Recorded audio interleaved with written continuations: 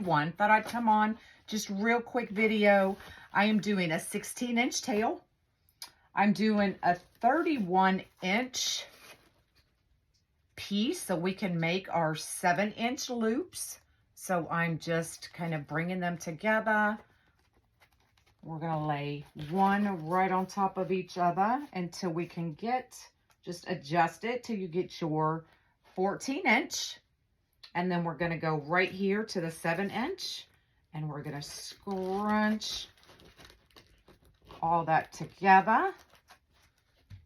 Put it right in our bow maker, just like that. Grab you a pipe cleaner. Go ahead and bring it back up. I just did that so we could hold it, so that we could grab the pipe cleaner, wrap that right around the middle. Give it a good couple twists, and we're not done yet. We're gonna take just a small piece of white glitter ribbon, and we're gonna glue it around the center. So just take your hot glue gun, add you a little bit of glue. Wrap that around.